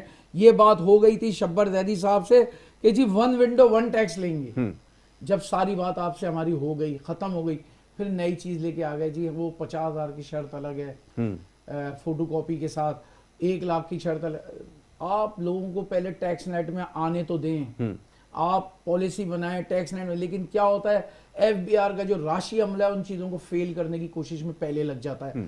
دیکھیں اگر وہ 1 ونڈو 1 ٹیکس جیسے بات کی تھی شبر زیدی صاحب نے، اگر وہ طریقہ کار ہوتا اب تک میں سمجھتا ہوں کہ لاکھوں کی تعداد میں لوگ جو ہے نا ٹیکس نیٹ میں شامل ہو چکے ہوتے. کیمپس لگائے جاتے مارکیٹس کے باہر، مارکیٹس کے باہر کیمپس لگائے جاتے. مارکیٹوں میں ہم خود رضاکارانہ طور پہ لوگوں کو بتاتے کہ بھائی یہ اس آدمی سے اتنا ٹیکس وصول کیا جائے، بلکہ اس کو چھوٹ دی جاتی کہ یہ 1 سال تک یہ اپنا ٹیکس خود جمع کرائے. وہ خود رضاکارانہ طور پہ ہم لوگوں کو ٹیکس جمع کرواتے. لیکن یہاں پالیسی بنتی ہے پالیسی فیل کرنے کے لیے. لوگوں کو اس لیے پریشان کیا جاتا ہے کہ ایک عملہ راشی بیٹھا ہوا ہے پیچھے جن کی جیبیں بھرنی ضروری ہوتی ہیں، وہ لوگوں کو ڈراتے ہیں اس پالیسی میں مت جانا، اس پالیسی میں گئے تو یہ کرنا پڑ جائے گا. یہاں جو انکم ٹیکس پیئر ہے وہ بیچارہ اتنی پریشانی سے ٹیکس بھرتا ہے جس کی انتہا نہیں. ہم نے 12 کا اردو میں فارم بنا دیا. آپ اردو کا فارم بنا دیں، دیکھیں کیسے لوگ عام آدمی آگے ٹیکس کیسے پے نہیں کرتا. بالکل ٹھیک ہے. اس کو پتہ ہی نہیں ہے کہ اس میں کیا لکھا گیا. اے بی سی 3 کیٹیگریز بنا دی گئی ہیں. اس میں اس کی اتنی تفصیل لکھی ہوئی ہے کہ وہ اے میں پاس ہو گیا بی میں فیل ہو جاتا ہے، بی میں پاس ہو گیا سی میں فیل ہو جاتا ہے. یہ ہر چیز کے 3 کیٹیگریز بنا دی گئی ہیں. وہ ذرا آپ انگلش کے فارم پڑھ کے دیکھیں، کہیں نہ کہیں وہ عملہ آپ کو فیل کر دے گا. آپ ٹیکس دینے والے بھی ہیں تو وہ ٹیکس دینے کا دل نہیں کرے گا آپ کا کہ یار اتنی تکلیف اگر ٹیکس بھرنے میں ہے تو کیا ضرورت ہے پھر اس عملے کو ہی پیسہ دینا مناسب ہے. بالکل ٹھیک ہے. تو آپ کے خیال میں یہ بھی ایک بڑا مسئلہ ہے کہ یہ کہ جو پالیسی میکنگ ہے، اور دوسرا یہ جو ٹیکس کے فارم کے حوالے سے آپ نے بات کی ہے اس کے اوپر تو ہم گفتگو کر چکے ہیں. یقیناً یہ بڑا مشکل کام ہے اور یہ بھی تاجروں کے تحفظات میں شامل تھا، لیکن جیسا بھی آپ نے کہا کہ اس کو ایڈریس کرنے کی کوشش کرتے ہیں، لیکن جو نیچے کا عملہ ہوتا ہے وہ اس کے ساتھ جو ہے وہ تعاون نہیں کرتا. بجٹ کے حوالے سے آگے اگر آپ جائیں تو کیا اب آپ اینٹیسپیٹ کرتے ہیں، جیسے اب تک کی جو گفتگو ہوئی ہے اس میں طے یہ ہوا ہے، یہ سامنے یہ آیا ہے کہ جناب اگر ٹیکسز کے حوالے سے ریلیف دیا جائے یا قرضوں کے اب جو ریٹ ہے اس کو کم کیا جائے تو آپ کے لیے آسان ہو سکتا ہے. اس کے علاوہ اور کیا آپ سمجھتے ہیں کہ ٹیکسز کے بجٹ کے اندر آپ کو ریلیف دیا دیکھیں 1 سال تک تو چھوٹے تاجروں کو، چھوٹی انڈسٹری کو فوری طور پہ آپ 1 سال کے لیے جو ہے نا ٹیکسز سے مستثنا قرار دیں, ٹھیک ہے, کیونکہ آپ نے جو پک سیزن تھا اس میں ہمیں گھر پہ بٹھا کے رکھا ہے. ٹھیک ہے, سیل ڈاؤن ہو گئی, اس کے لیے نمبر جو ہمارے مال تھے وہ فیل ہو گئے ہیں, جو اب وہ گرمیوں کے مال اب سردی کے سیزن نکل آئے ہیں اس میں نہیں بکیں گے, وہ مال ختم ہو گئے ہیں, وہ اب ہمیں 1 سال تک ان مالوں کو سنبھال کے رکھنا ہے. تو جب ہم وہ مال بیچیں گے آپ کے ٹیکسز بھی ضرور ادا کریں گے. دوسری چیز یہ ہے کہ جب تک ایمانداری سے بجٹ تیار نہیں ہوں گے, جب تک ایمانداری سے ایف بی آر کی ٹیمیں نہیں بیٹھیں گی, یہ مسئلہ تاجروں کا اور ایف بی آر کا چلتا رہا ہے اور چلتا رہے گا. ٹھیک ہے, جب آپ نے سیلف اسسمنٹ سسٹم کے ذریعے ہم سے ٹیکسز وصول کیے, ایمانداری سے ہر کسی نے ہر سال 10% بڑھا کر ٹیکس بھرا ہے, پھر آج آپ کو کیا ضرورت پڑ گئی کہ انہی لوگوں کو ڈنڈا لے کے کھڑے ہونے کی کہ جن لوگوں نے آپ کو ٹیکس دیا, انہی لوگوں کو آپ ڈنڈا لے کے کھڑے ہوئے. ہم سے تو یہ مطالبہ کیا جاتا کہ نئے لوگوں کو ٹیکسز میں لے کے آئیں واپس, ہم نئے لوگوں کو ٹیکسز میں لے کے آتے, بجائے اس کے کہ آپ نے نئے لوگوں کو ٹیکسز میں لانے کے بجائے فکس ٹیکس کی بات کر کے آپ نے یو ٹرن لے لیا. فکس ٹیکس میں لانے کے نظام لانے کے بجائے آپ نے مزید ڈنڈے چلانا شروع کر دیے کہ ہم تو یہ کر کے رہیں گے. بالکل تو ٹھیک ہے. یہ جو آپ کی جو سیلز وغیرہ کی اسسمنٹ ہے یہ کون کرتا ہے؟ کہ جب ہم نے دیکھا کچھ لوگ آ کر تاجروں میں سے ہی آ کر بتاتے ہیں کہ جنہیں عید کے دنوں میں 4 ارب کی خریداری ہو گئی, 4.5 ارب روپے کی خریداری ہو گئی. اگر 4 ارب روپے کی خریداری ہو رہی ہے تو اس حساب سے جو ٹیکس کی شرح ہے وہ کیا بنتی ہے اور اس پہ ادائیگی کتنی ہوئی ہے, یہ فگرز کون لا کر دیتا ہے؟ ذرا یہ ذرا بتا دیجیے. بات یہ ہے کہ دیکھیں کہ پہلے یہ بھی دیکھنا چاہیے نا, 240 ارب روپے کے لاسز ہوئے کراچی شہر کو. ٹھیک ہے, 240 ارب روپے کے لاسز میں اگر وہ 30-35 ارب روپے کی سیل ہو بھی جاتی ہے 10 دن کے اندر, تو وہ کوئی اہمیت نہیں رکھتی, کیونکہ لاسز کیسے کور ہوں گے؟ وہ جو 240 ارب روپے کے لاسز ہوئے ہیں صرف کراچی کی ایسٹیمیٹڈ لاسز ہیں جی, تو پھر وہ بتائیں نا کہ وہ چیز تو کوئی نوٹ نہیں کر رہا, اس چیز کو دیکھا جا رہا ہے کہ بزنس کتنا ہوا. تو ان چیزوں کو مد نظر رکھتے ہوئے میں کہتا ہوں اربوں روپے کے یہاں پہ کھربوں روپے کی امداد آئی ہے جی کرونا وائرس کی وجہ سے. یہ ایک نیا موضوع, بالکل دنیا نے امداد دیے, وہ امداد کہاں گئی آپ کے پاس سے؟ ٹھیک, وہ امداد ہمارے لوگوں پہ نہیں لگی. کہہ رہے ہیں راشن بانٹا, راشن بانٹا کس کو بانٹا؟ کوئی ایک تاجر کا نام بتا دیں, کوئی ایک گھرانے کا نام بتا دیں جہاں آپ نے راشن تقسیم کی ہوں, جہاں آپ نے وہ چیزیں دکھائی ہوں کہ بھائی یہ اتنا ہمارے پاس اتنا ارب روپیہ آیا تھا, اس میں ہم نے اتنا بانٹ دیا. آج تو اس میں کرپشن کے معاملات سامنے آ رہے ہیں کہ آپ نے اربوں روپے 8 ارب روپے لے کے بھی آپ نے 1.5 کروڑ روپے کا ٹوٹل راشن بانٹا ہے. ٹھیک ہے, چلے یہ ایک اب الگ مسئلہ ہے, اس کے اوپر بھی چلے بات کرنی اس لیے بھی ضروری ہے کیونکہ یہ بھی آپ کی اکانومی کا حصہ ہے. عتیق بھائی ذرا فرمائیے گا کہ ابھی جس طرح کی بات ہو رہی تھی کچھ دن پہلے بھی یہ چیز سامنے آئی ہے کہ جو آپ کے پاس ایڈ آ رہی ہے یا آپ کو جو سپورٹ مل رہی ہے باہر سے, فائنینشیل ایڈ جو آپ کو مل رہی ہے, کیا ڈیٹ ری فائنینسنگ میں استعمال ہو رہی ہے, ڈیٹ مینجمنٹ اس سے کی جا رہی ہے, یہ کیا چکر ہے ذرا یہ ہمیں بتا دیں. نہیں, جب تک ڈیٹ فائنینسنگ کا انٹرسٹ کمرشل لونز کی پیمنٹ کا آپ ریکارڈ دیکھتے ہیں تو وہ ٹوٹل آپ کا ٹوٹل ریونیو میں سے دیا جا رہا ہے, وہ دکھایا جا رہا ہے. کوئی اس طرح کا کوئی ریکارڈ سامنے نہیں آتا جس میں دیکھا جائے کہ آپ کو جو فیورز آ رہے ہیں باہر سے, یہ لونز آپ لے رہے ہو, پھر ایکسٹرا لونز لے رہے ہو, آپ اس سے ڈیٹ فائنینسنگ کر رہے ہو, ایسا کچھ بھی نہیں ہے. جو آپ کی ٹوٹل ریونیو کی ٹارگیٹ چل رہی ہے جس میں آپ کہہ رہے ہو کہ 800 بلین روپے کا آپ کا پچھلے ریونیو میں ٹیکس کی شارٹ فال ہے, اور یہ سارا کچھ اپنی جگہ پہ اسی طرح ہے, اور آپ اپنی جو ایڈجسٹمنٹس کر رہے ہوتے ہو ٹریجری کو اسی طرح ریڈیوس کر رہے ہوتے ہو. دیکھیے بات ساری یہ ہو رہی ہے کہ اب آپ کے پروگرام کا وقت ختم ہو رہا ہے. جی, میں آپ کو سب سے اہم بات بتاؤں جو اس پوری گفتگو کے دوران جو سامنے آئی ہے وہ ہے کیش فلوز کا پرابلم. ٹھیک ہے, سکھ انڈسٹری ہو چاہے سکھ بزنس ہو, اسمال ٹریڈرز ہو چاہے اسمال بزنس مین ہو, گورنمنٹ کو ہر حالت میں کچھ نہ کچھ ریلیف رکھنی پڑے گی بجٹ میں. ہمیں کوئی نئی انڈسٹری نہیں چاہیے, نیا بزنس نہیں چاہیے, صاف سیدھی بات بتا رہے ہیں. ٹھیک, اس کے لیے ہمیں کوئی لونز نہیں چاہیے, کوئی ری فائنینس اسکیمز نہیں چاہیے. اسٹیٹ بینک اس بات کو غور سے سن لے, اسٹیٹ بینک کی ری فائنینس اسکیمز جو چاہیے وہ چھوٹے تاجر کے لیے, دکاندار کے لیے, اسمال بزنسز کے لیے چاہیے جس میں وہ سروائیول کر سکے اور سسٹین کر سکے, اور ورنہ اس کا بزنس کہلائے گا ایک سکھ بزنس اور ایک سکھ انڈسٹری. وہ چاہے دوسرے ہاتھ سے بات کر لیں, نہ کسی طرح بھی پکڑ لیں, بات ساری یہ ہے کہ ری فائنینس اسکیمز آپ کو لانی پڑیں گی سسٹین کرنے کے لیے, سروائیول کرنے کے لیے ٹریڈ اینڈ انڈسٹری کو ایز اے ہول, اور وہ تبھی پاسبل ہے جب آپ اسمال بزنس اور اسمال ٹریڈرز کے لیے، سکھ انڈسٹریز کے لیے اور سکھ بزنسز کے لیے، اس کی ریوائول کے لیے کوئی نہ کوئی ریلیف لے کر کے آؤ گے. ادروائز بجٹ کا کوئی بھی محرکات ہوں، کوئی بھی پوائنٹس ہوں، وہ ویلیوبل نہیں ہیں، وہ ورکیبل نہیں ہیں، وہ پریکٹیکل نہیں ہوں گے. اور ہمیں جو سب سے زیادہ کام کرنے کی ضرورت وہ یہ کہ ہمیں ویلیو ایڈڈ انڈسٹری پہ کام کرنے کی ضرورت ہے. ہم ویلیو ایڈڈ انڈسٹری پہ جتنا کام کریں گے اتنی ایکسپورٹ ہماری بڑھے گی.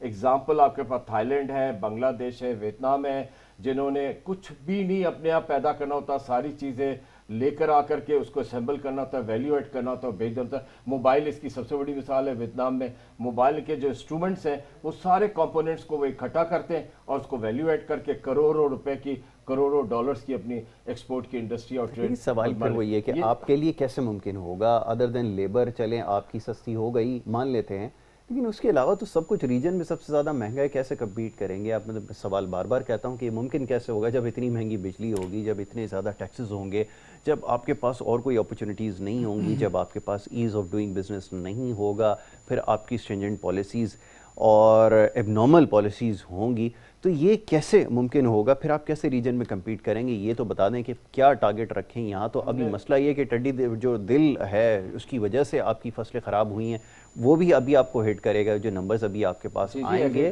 وہ آپ کا ایگری بیس آپ کی کیونکہ اکانومی ہے تو آپ کو تو ایک بڑا جولٹ لگ گیا اس کی وجہ سے. بڑا جولٹ ہے، بہت شیٹرڈ ہو رہا ہے وہاں پہ بھی معاملہ، بہت ڈیفیکلٹ ڈیز وہاں پہ بھی آ رہی، ایگریکلچر میں بھی آ رہی ہے. اس کی آؤٹ پٹس بالکل خراب ہو گئی ہیں اور ہمارا جو پیزنٹ ہے فارمر وہ بہت ڈسٹرب ہے اس وقت. وہ بھی ایک بہت بڑی بحث ہے جس کو دیکھنا ہوگا. یہ سارے یہ بھی تو انکارپوریٹ ہوگا سچویشن میں پیدا ہوگا. تو جو ساری بات ہم نے گفتگو میں کی، جو سمجھ آتا ہے وہ یہی ہے کہ ہمیں اکنامی کو ریوائیو کرنے کے لیے ہمیں کچھ نہ کچھ ایسا کرنا پڑے گا. جو ایسا کرنے کے لیے ہمیں ایک روڈ میپ ڈیولپ کرنا پڑے گا اور اس روڈ میپ پہ میرا کہنا اور ماننا یہی ہے کہ آپ کو اسمال فائنینسز ارینج کرنے پڑیں گے for the revival and survival of the traders and industry and small businesses. جب یہ اپنے آپ کو سسٹین کریں گے تو آٹومیٹیکلی آپ کا ریونیو جنریٹ ہوگا. ابھی کوئی چیز اینٹیسپیٹ نہ کریں، انفراسٹرکچر ڈیولپمنٹ، ہیلتھ سیکٹر کے اوپر فردر کوئی چیز ابھی اس کے اندر ایڈ آن نہیں ہو سکتی؟ ابھی ہیومن ڈیولپمنٹ کے حوالے سے جو باتیں ہو رہی تھی، ایجوکیشن کے حوالے سے، وہ ابھی اس کے بارے میں بات نہ کریں، اتنی کیپیسٹی نہیں ہے. آپ کا ویسے اتنا ڈیلیپیڈیٹڈ تھا اور آج ہم نے بھرپور بحث کی اس بات پر کہ ہمیں اپنے ہیلتھ سیکٹر کو دوبارہ سے ریپلینش اتنا زیادہ کرنا پڑے گا کہ ہمیں کووڈ-19 کے ٹیسٹ آسان بنانے پڑیں گے، گلی محلے میں افورڈیبل بنانے پڑیں گے تاکہ ہر آدمی جو ہے نا ان ٹیسٹ پہ جاتا ہے. اور یہ گورنمنٹ کی سپورٹ سے ہی ہوگا. پچھلے دنوں میں دیکھا یہ گیا کہ جو ڈونرز ہیں یہ گورنمنٹ ہے، انہوں نے چند بڑے برانڈڈ نیمز کو صرف سپورٹ کیا ہے اور جو چھوٹے لوگ جن کی ٹرانسپیرنٹ ایکٹیویٹیز رہی ہیں ماضی میں، وہ اگر اپنی لیبارٹریز کو ڈیولپ کر کے کووڈ-19 کے ٹیسٹنگ فیسلٹیز میں آنا چاہتے ہیں تو ان کو کوئی سپورٹ نہیں ملی. یہ ایک کمپلین ہے جو نوٹ کرنی پڑے گی.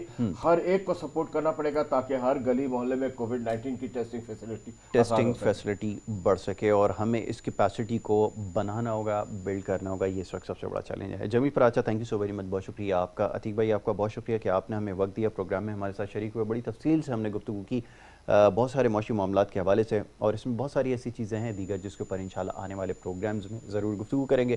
یہاں پہ کیونکہ پروگرام کا وقت ختم ہوا چاہتا ہے، لیکن کل انشاءاللہ یہ گفتگو جاری رہے گی اور آنے والے بجٹ تک جو کہ 19 تاریخ کو بتایا جا رہا ہے کہ آنے والا ہے، اس وقت تک ہماری یہ گفتگو ہوگی. بلکہ آگے بھی کوشش یہی ہوتی ہے کہ زیادہ سے زیادہ معاشی مسائل کے حوالے سے پروگرام میں گفتگو کریں. یہاں پہ آپ سے اجازت لینی ہوگی. اپنا بہت خیال رکھیے گا اور خاص طور پہ اگر آپ سوشل میڈیا کے اوپر اگر ہمیں فالو کر رہے ہیں یا ٹویٹر پہ میرا اکاؤنٹ نمبر یہ آپ کے سامنے آئی ڈی، اس کے اوپر آپ جا کر پروگرام کے حوالے سے سجیسشنز جو ہیں وہ دے سکتے ہیں.